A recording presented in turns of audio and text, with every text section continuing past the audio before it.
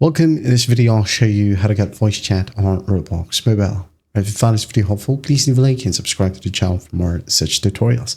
Now, first up, gotta tap on more right here. And then scroll all the way down and tap on settings.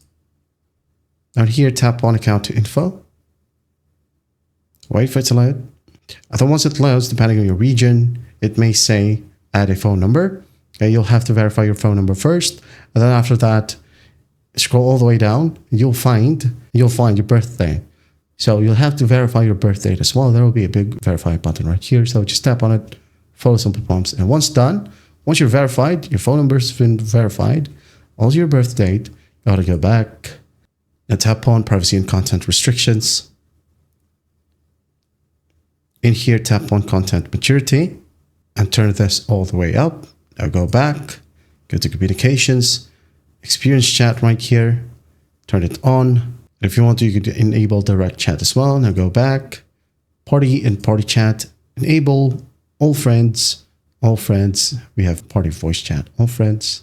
Okay, go back, and here we have voice data usage. You could enable or disable this one. And after that, go ahead and open up a game that supports what? Voice chat.